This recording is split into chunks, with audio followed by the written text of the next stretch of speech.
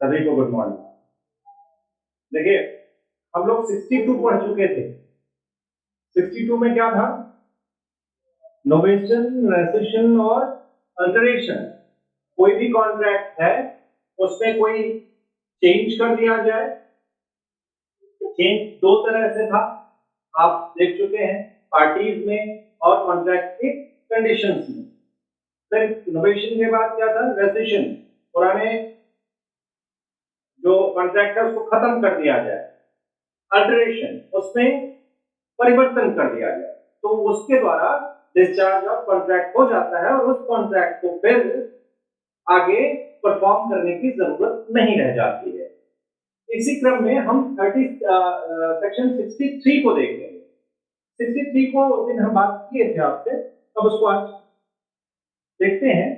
63 कहता है कि प्रोमिसी में डिस्पेंस विद और रेमिट परफॉर्मेंस ऑफ प्रॉमिस।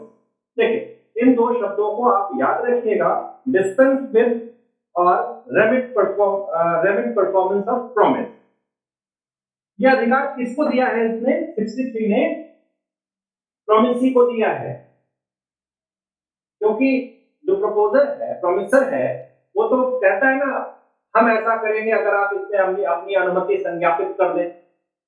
ठीक, तो प्रोमिसी के ऊपर आ जाता है। वो चाहे तो उसको इन दोनों शब्दों को याद रखिएगा, डिस्पेंस विद और रेमिट। डिस्पेंस विद माने अभिमुक्ति। हिंदी वाले भी ये दो शब्दों को याद रखेंगे, कभी कभी उनका कोई विकल्प नहीं होता है शब्दों का, वही सही होते हैं। तो अभिमुक्ति या परिहार। परिहार माने छूट, छूट मतलब उसको फ्री कर देना, जाओ। डिस्पेंस विद माने, जैसा कि मैं पहले बताया हूं पिछली क्लास में, अपने राइट को इन्फोर्स करने से छोड़ देना। अपने एंड से मैंने अपने राइट्स को इन्फोर्स कराने के लिए अगर छोड़ दिया तो वो डिस्पेंस विद हो गया। ठीक है, एक तरह से वेवर ऑफ राइट्स, अधिकारों का परित्याग, दैट इज डिस्पेंस विद। और परिहार माने सामने वाले पार्टी को, जाओ, यू आर फ्री नाउ। दोनों में कुछ महीन सा अंतर है, ध्यान रखिएगा। अभिमुक्ति या परिहार। अभिमुक्ति माने छूट दे देंगे, जाओ। परिहार माने एकदम से छोड़ देंगे, जाओ। हम अपनी यहाँ अभिमुक्ति में बार बार बात करेंगे, डिस्पेंस विद में waiver of promises own right, या किसी का भी अपना राइट छोड़ना डिस्पेंस विद कहा जाता है।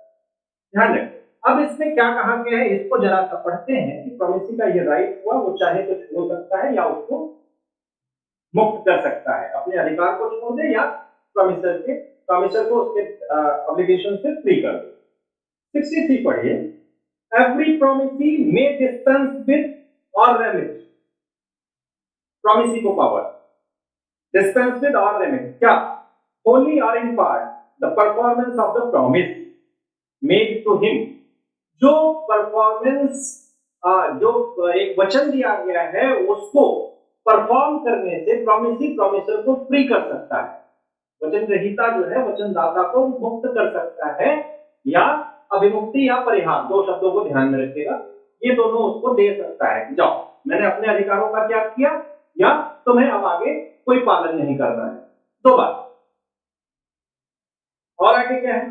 होली आर इन पार्ट, पूर्ण रूप से।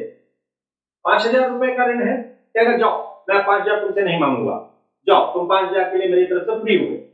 या कहेगा ठीक है, 3,000 तुमको हम फ्री करते हैं, 2,000 पे कर दो। होली आर पार्ट, ध्यान रखिएगा, पूर्ण रूप से या उसके part. Wholly or part the performance of the promise made to him. पहली बात हुई, होली या पार्टली उसको रेमिट कर सकता है या डिस्पेंस विद कर सकता है, परिहार या विमुक्ति प्रदान कर सकता है, पूर्णतया या आंशिक रूप से। दूसरी बात क्या आती है? और मैं extend the time of such performance. मान लीजिए एक टाइम पीरियड है कि 1 हफ्ते 15 दिन में आपको भुगतान करना है, जो एक डेट फिक्स है। किन्हीं कारणों से प्रोमिसर उसको परफॉर्म नहीं कर पाता है, उस डेट पे उस ऋण का भुगतान नहीं कर पा रहा है, तो क्या होगा? संविदा भंग हो जाएगी। तो भंग होने से बचाने के लिए प्रोमिसर उससे रिक्वेस्ट कर सकता है कि थोड़ा टाइम और दे दो भाई, ठीक है, टाइम मिल गया, जाओ, 10 दिन बाद देना। तो ये हो गया एक्सटेंशन ऑफ टाइम लिमिट। तीसरी बात क्या है? और may accept instead of it any satisfaction with he thinks पे, ठीक है, 5,000 रुपए की उधारी थी तुम्हारे ऊपर, 5,000 रुपए तुम नहीं दे सकते हो, उसके बदले कुछ भी जो उसको सेटिस्फैक्टरी लगे उसको एक्सेप्ट कर सकते हैं। तो ध्यान दीजिएगा, धारा 63 जो है वो किसको पावर देती है? प्रोमिसी को। प्रोमिसी को किस चीज से? परफॉर्मेंस से छूट देने के लिए, प्रोमिसर को परफॉर्मेंस ऑफ इस प्रॉमिस से एग्जेम्प्ट करने के लिए, 3 रूपों में। पहला, प्रोमिस पावर टू रेमिट और डिस्पेंस विद इट होली और इन पार्ट, पहला। दूसरा, पहला क्या हुआ? संविदा पालन से पूर्णतः या भागतः छूट दे दे, ठीक। दूसरा, extend the time of performance, आपने अभी पढ़ा, जो परफॉर्मेंस का टाइम है उसको बढ़ा दे, या पालन के समय के सीमा को विस्तारित कर दे, या accept any other satisfaction instead of performance, जिस बात को परफॉर्म करने का वचन दिया गया था उसको न करके किसी और बात को वो स्वीकार कर ले, ठीक है, 5,000 के बदले हम तुमसे एक गाय ले लेंगे तुमसे, ऐसी अगर कोई बात होती है तो वो भी इसमें आएगी। तो ये 3 पॉइंट्स हैं, इनको इसी तरह से आप याद कर लेंगे तो 63 आपके लिए आसान हो जाएगा। अब इसके इलस्ट्रेशन हम थोड़ा सा देख लें, फिर इस लॉज पे आएंगे। A promises to paint a picture to B. B afterwards forbids him to do so. A is no longer bound to perform the promise. देखिए बात क्या हुई? पूर्णतः या भागतः, होली और पार्टली, रेमिट करना, डिस्पेंस विद करना। ए ने बी से प्रॉमिस किया, ए प्रॉमिसर हो गया, बी हो गया प्रॉमिसी। ए कहता है, मतलब बी ने कहा ए से कि हम तुम्हारे लिए एक तुम्हारा चित्र बनाएंगे। ए कहता है ठीक है बना देना, कुछ दिन बाद इसका मूड नहीं बना, पैसा कौन देगा, छोड़ो, फोटो खिंचवा लेंगे। इसने इसको कहा कि अब चित्र बनाने की कोई जरूरत नहीं है, सॉरी, इसने कहा ए के लिए, बी ने कहा, मान लीजिए ए के लिए, हाँ नहीं, ए ने कहा, प्रॉमिसर ने कहा था प्रॉमिसी से चित्र बनाने के लिए, तो बी कहता है कि ठीक है अब तुम्हें फिर चित्र बनाने की जरूरत नहीं है, हम नहीं बनवाना चाहते। तो यहां क्या हुआ? ए फ्री हो गया, ए को इसने मुक्त कर दिया कि जाओ कोई जरूरत नहीं बनाने, ठीक। इस तरह का दूसरा उदाहरण देखिए, A owes B 5,000 rupees, A pays to B and B accepts in satisfaction of the whole debt 2,000 rupees paid at the time and place at which the 5,000 rupees were payable. बात वही हुई, इन्होंने 5,000 रुपए ले रखे थे, बी से 5,000 रुपए ले रखे हैं, 5,000 रुपए पूरे वापस करने की इनकी नहीं हो पा रही आर्थिक स्थिति, ठीक है चलो तुम 2,000 दे दो,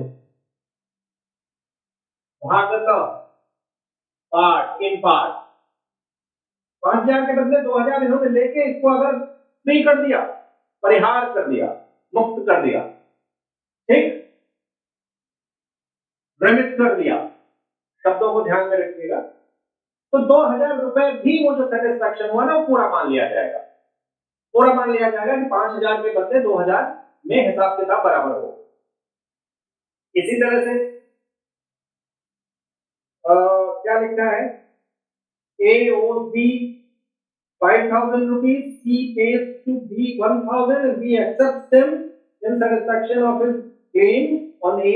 This payment is a discharge of the whole claim. देखिए एक नई बात थोड़ी सी, थोड़ा सा नया है, A और B तो थे ही, A है, B है, प्रॉमिसर है, ये है प्रॉमिसी, इन्होंने 5,000 रुपए ले रखे हैं, वापस करने की स्थिति नहीं हो रही है, इनके एक मित्र हैं सी, बड़े इनके वेलविशर हैं, सी इनके पास जाके हाथ पैर जोड़ते हैं कि भाई साहब मर जाएगा, किडनी बेचेगा तो भी उसको 5,000 नहीं मिलेंगे, आप ऐसा करो मेरे पास कुछ पैसे हैं उनको आप ले लो, उसको छोड़ दो उसकी जान। बड़े सहृदय हैं, इन्होंने कहा ठीक है, इन्होंने कहा ठीक है, और मात्र 1,000 रुपए लेकर मात्र 1,000 रुपए लेकर इस 5,000 के बदले में इनको इन्होंने रेमिट कर दिया। Promisee remitted the promiser 5,000 के बदले 1,000 रुपए लेके। आप समझ में आई? वो भी माना जाएगा कि ये वैलिड है और बशर्ते हाँ इसको एक्सेप्ट करना पड़ेगा, ये एक्सेप्ट कर ले प्रॉमिसी तो तीसरा वाला भी बंदा आके उसको दे सकता है। चौथा क्या है?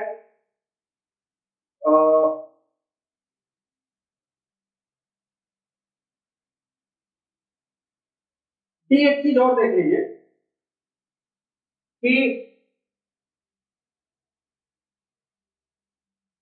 ये प्रॉमिसर प्रॉमिसी तो सब है ही है,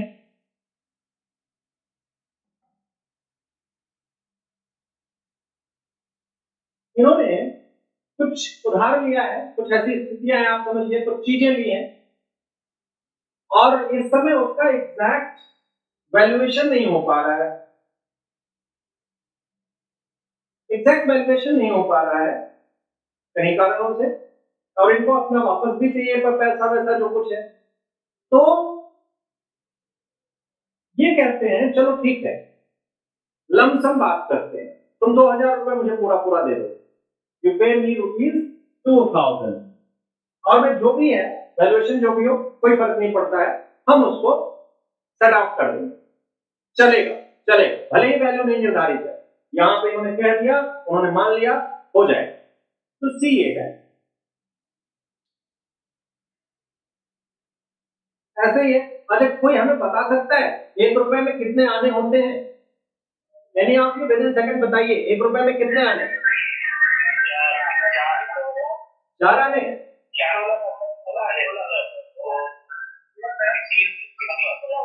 16 4 8 16, तो जो 4 आने बोल रहे थे वो अपने आप को संशोधित करें, 16 आने होते हैं, बोलते हैं 16 आने खड़ा है मामला, 16 आने माने 100%, 100% माने 1 रुपए का 100 पैसा। तो यहाँ पे अभी नीचे वाला है कि वो कई लोगों से लोन लिया है, बस मैं आपको समझा दे रहा हूँ, अंतिम वाला है कई लोगों से लोन लिया है और कहता है ठीक है सबको लोन का 8 आने में भुगतान कर दूंगा, यानी 50-50% सबको भुगतान कर दूंगा। एक पर्सन है उसको 1,000 रुपए देता है, 1,000 रुपए देता है, तो ठीक है 8 आने में अगर समझौता हुआ तो उसका जो भी अमाउंट होगा इसका मतलब 2,000 रुपए होगा, तो 2,000 का 8 आने उसको 1,000 मिल गया, वो फ्री हो गया। ये अंतिम वाला है, कुछ और खास नहीं, ठीक है। अब देखिए इस पे हम जल्दी जल्दी कुछ केस लॉस की बात कर ले, जिससे समय की हमारी कुछ बचत रहे। इसको मिटा दूं, मिटा दूं, समझ में आ रहा है ना? समझ में आया? ये जहां तक हुआ मामला कुछ कठिन है ही नहीं है।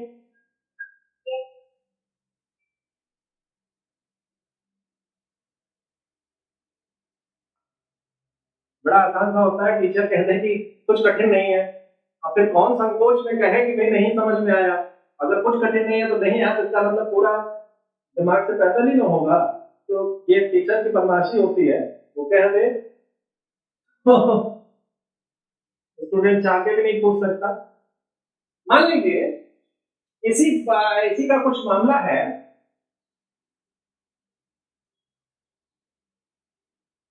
एक्सेप्टेंस ऑफ लेस सम।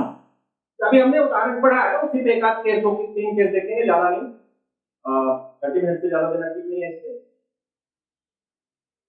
तो मान लीजिए इसका उदाहरण जो केस है वही देखते हैं। केस है कपूरचंद गोधा, कपूर चंद गोधा वर्सेस मीर नवाब हिमायत अली खान, मीर नवाब हिमायत अली खान। आप जानते हैं हैदराबाद जो टेरिटरी हुआ करती थी स्वतंत्रता के समय में, बहुत दिनों तक भारत में शामिल नहीं हुई थी, तो ये जो थे, देखा है ना नवाब साहब नाम लिखा ही हुआ है, ये नवाब साहब जो थे उस समय के हैदराबाद निजाम के बड़े पुत्र थे, ये बड़े पुत्र थे। इन्होंने कहीं दुकान से, ज्वेलर से कुछ हीरे का सामान खरीदा था, ठीक है, उधार लिया और प्रॉमिसरी नोट लिख दिया, ठीक है हम दे देंगे, नवाब थे भाई। तो उसी समय क्या हुआ कि सरकार ने जो सैन्य कार्यवाही करके हैदराबाद को अपने में मिला लिया, हैदराबाद को अपने में मिला लिया, तो क्या होगा, इनकी तो नवाबी गई और इनके जो ड्यूज थे, लाइबिलिटीज थी, वो किस पे आ गया, सरकार पे आ गया। तो सरकार की जो एक कमेटी बनी, कमेटी को क्या बोला था उन्होंने, डेट सेटलमेंट कमेटी, ऋण डेट सेटलमेंट। भाई आपने आपने ले लिया,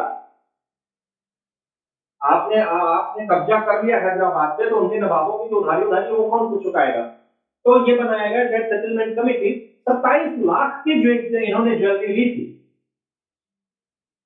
27 लाख की ज्वेलरी ली। जो कमेटी बनी उसने कहा ठीक है, कुल मिला के 20 लाख ले लो। इस ज्वेलर से बोला 20 लाख ले, ज्वेलर भी सोचा चलो कुछ मिल जाए, तो 20 लाख पे ये सेटलमेंट हो गया। 20 लाख पे जब सेटलमेंट हो गया तो वहां पे क्या हुआ, बाद में ये बोलता है जो लाला है, लाला मीन सेठ, सेठ मीन ज्वेलर, बोलता है ये पैसा वैसा ले लिया, सब कुछ फाइनल हो गया। फिर बाद में क्लेम कर दिया, केस कर दिया कि हमारे बकाया रह गए थे, डेट सेटलमेंट कमेटी को और पैसा देना चाहिए या कहीं से हमें पैसा मिले ना। एक बार आपने एक्सेप्टेंस ऑफ लेस सम पे एग्री किया है ना, आप कम मूल्य, इसका मतलब हुआ कम मूल्य को स्वीकार करना, एक्सेप्टेंस ऑफ लेस सम, कम मूल्य को स्वीकार करना। If once you have accepted you can not deny. यहाँ पे स्टॉपेल का भी सिद्धांत अभी आता है, उसको मैं बताता हूँ। स्टॉपेल आप पढ़ चुके हैं, मैं बता चुका हूँ, हाँ ध्यान रखिएगा। It was the case held by supreme court कि ये 63 इस पे लागू हो रहा है कि नहीं हो रहा है, हो रहा है ना, कि पूरा था, आधे पे अगर हमने समझौता कर लिया तो कर लिया, आगे नहीं। इसी पे आप देखते हैं स्टॉपेल, स्टॉपेल स्टॉपेल का सिद्धांत आप समझते हैं, विबंध का सिद्धांत, विबंध का सिद्धांत, ठीक है। तो विबंध का सिद्धांत यहां लागू होता है। अगर आप एक फाइनल बिल को सेटल डाउन कर दे रहे हैं, final bill accepted, estoppel,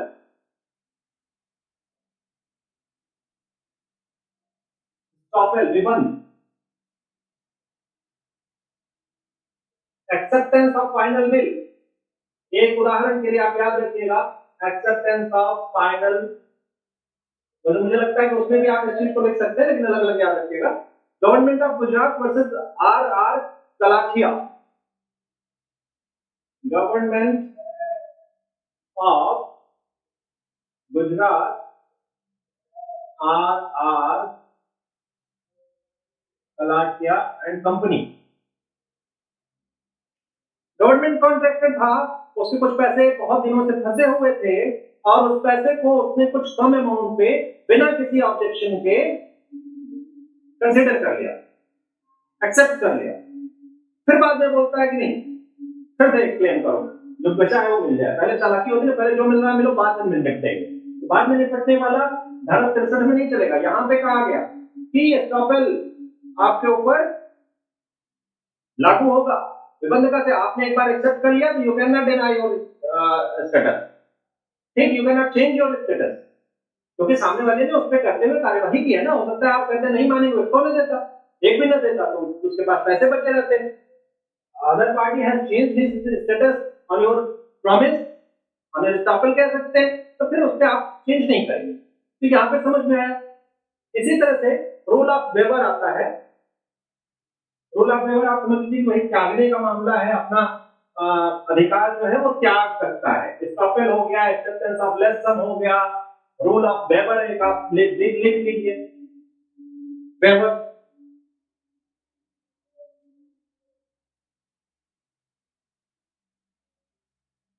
waiver, rule of अभित्यजन या अभित्यजन जो भी लिख लिया, अभित्यजन, कुछ नहीं शॉर्ट में लिखिए। एक केस है वामन श्रीनिवास,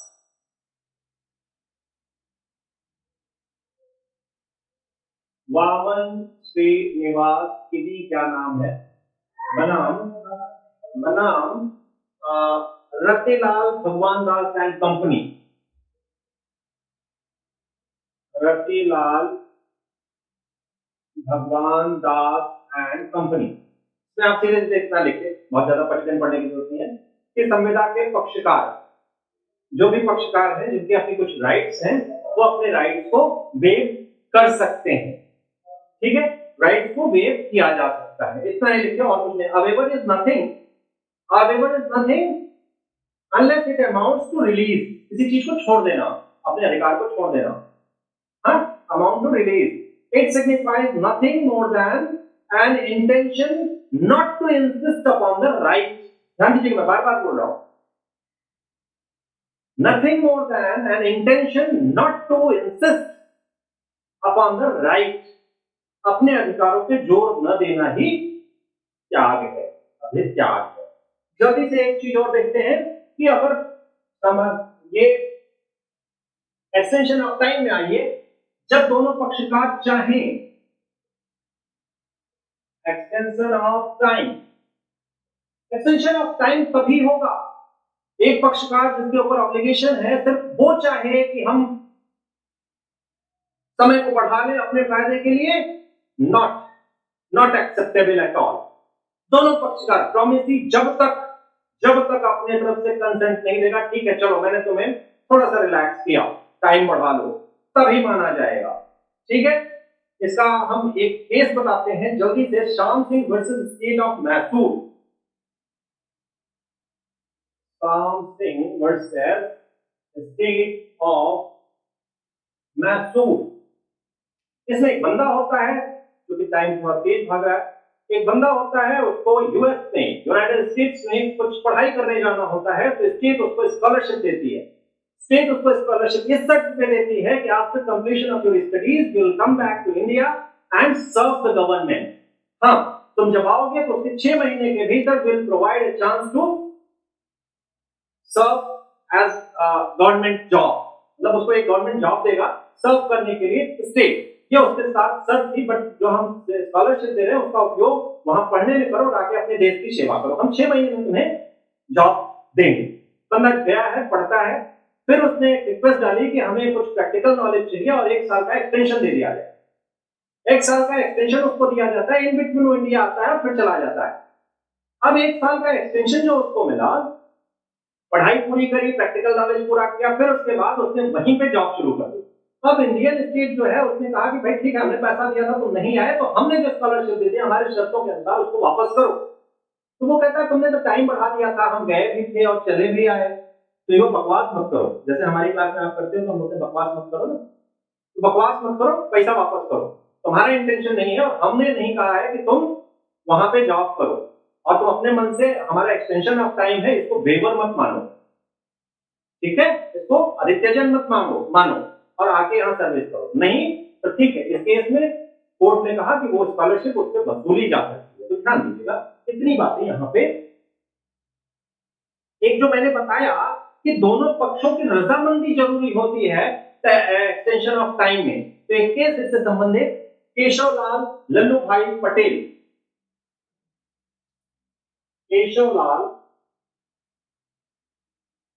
लल्लू भाई पटेल वर्सेस, वर्सेस क्या है, लाल भाई त्रिकुमल, लाल भाई त्रिकुमल मिल्स। ठीक, ये सुप्रीम कोर्ट का बात है। केवल एक पक्षकार अपनी तरफ से समय विस्तार नहीं कर सकता है, उसके लिए जरूरी है कि दोनों पक्षों की सहमति हो। यहां तक क्लियर हुआ? अपन एक बात जानिए कि एक चीज और लिखते हैं, अबंडनमेंट, यहां तक लिख लिए, मिटा रहा हूं गाइड, नहीं लिखा होगा तुम जानो। अबंडनमेंट, अबंडनमेंट क्या होता है, परित्याग, परित्यक्त,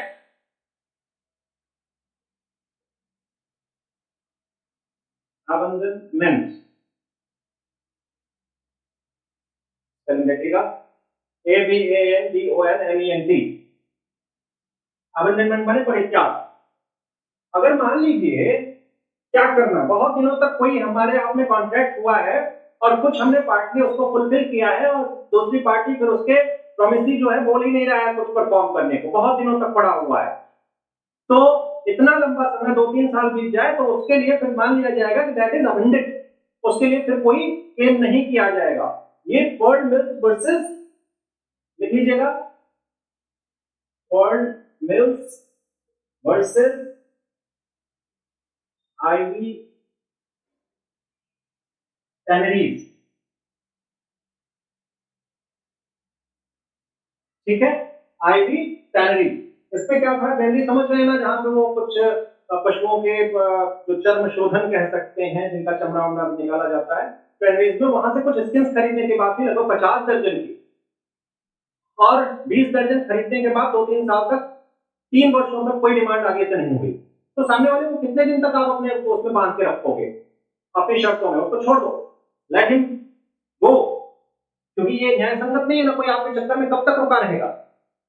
तो यहाँ पे आप समझिए कि वो अबंडन मान लिया जाएगा, परित्यक्त मान लिया जाएगा, वो वहां पे खत्म मान लिया जाएगा। 20 दर्जन ले लिया, 30 दर्जन के लिए कुछ नहीं बोला, 3 साल तक दूसरी पार्टी का मैं फ्री होना चाहती हूँ, ठीक है, उसको फ्री कर।